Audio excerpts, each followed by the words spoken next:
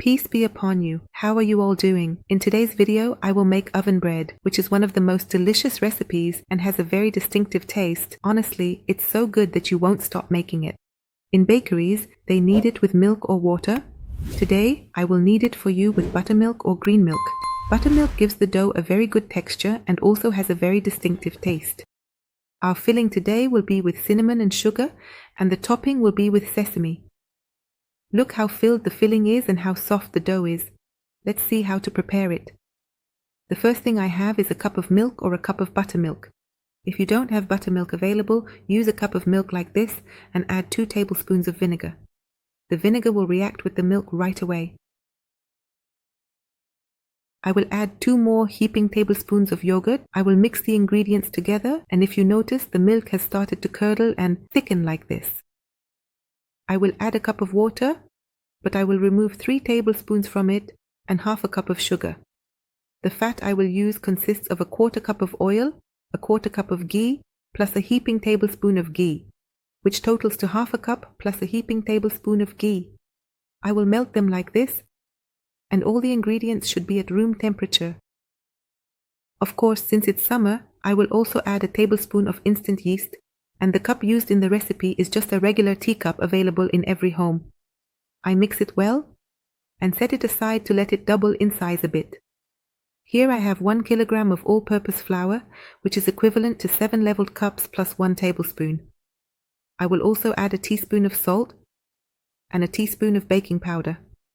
The baking powder here is a substitute for bread improver. If you have bread improver available, it contains half a level teaspoon. I mix the ingredients together, and you can use your hands to knead or knead in a machine. I then add the liquids gradually. Today our dough should be very soft or very pliable, but I don't need to knead it for 8 minutes. Until the dough starts to take shape like this. If you need to add a little water, that's fine. Add 2 or 3 tablespoons until you have a soft dough. If you also need to add flour, add 2 or 3 tablespoons as well.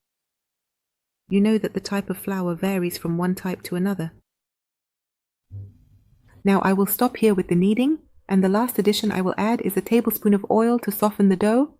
Knead for a minute. I really like to add this step to any dough I make. It makes the dough very soft, as you can see. As soon as the dough starts to come together like this, you know that the dough is ready. It has been well kneaded. Now I will stop. Here. I am kneading the dough like this, and look how the dough is so smooth. You should follow this method. Roll out the dough and add water until it forms a nice soft ball. Here, I will show you how the dough is very soft and well kneaded.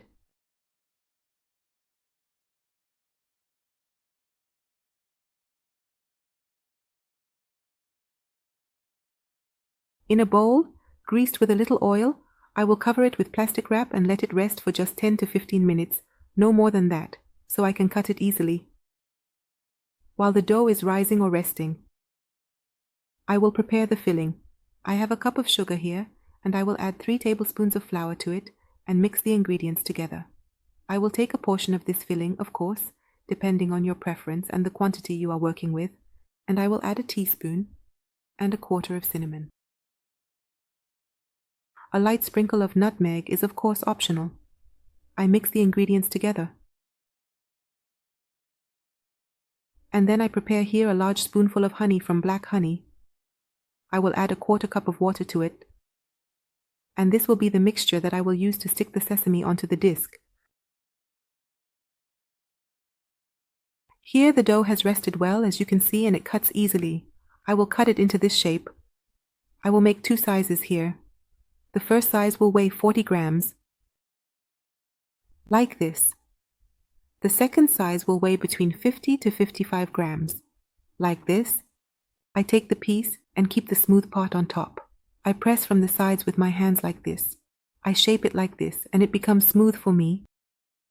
Now I have finished the quantity here, and I cover it with a plastic bag and let it rest for just 10 minutes. After the dough has rested, I place the smooth side down and add a teaspoon and a half of the filling, sealing it very well, as you can see. Of course, if you want to reduce the filling, feel free.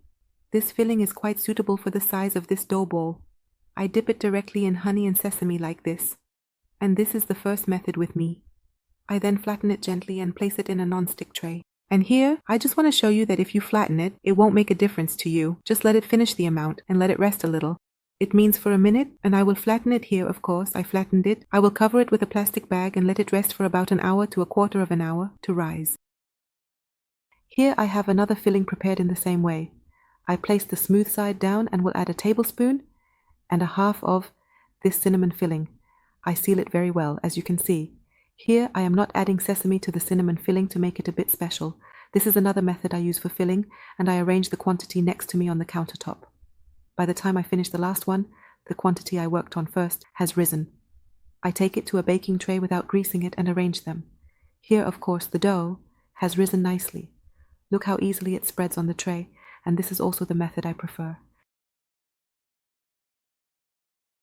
I finish the quantity like this. After that, I cover it with a plastic bag and let it rest for about 15 minutes to an hour. Of course, in summer and winter, it will take about an hour and a little more.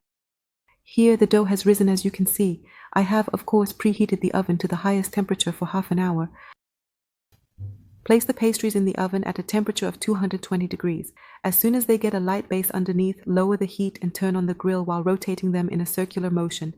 They take about 15 to 30 minutes, of course, depending on your oven. If your oven is a single one, they will take even less time. As soon as it comes out of the oven like this, I cover it with a clean cloth for 5 minutes. And then I arrange it like this. And this is the small size that I made.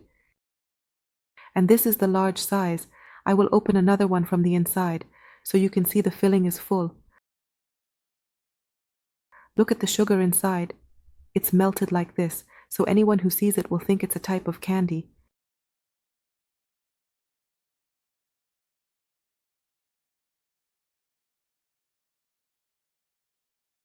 The cinnamon filling turned out the same way for me. I covered it to let it cook, and after 5 minutes I uncovered it to see how it was cooking. It looked great, and I must say, the texture of this dough is truly amazing. I really can't stop making it. It's also a sweet treat for breakfast in the morning, and the kids can take it with them to schools. The dough is really great, and I hope you will like it a lot. I hope you enjoyed today's recipe. Try it out and let me know in the comments. If you have any questions, I will respond to you, God willing. Please share and like the video a lot so everyone can benefit. And God willing, we will make another recipe together soon. So stay tuned.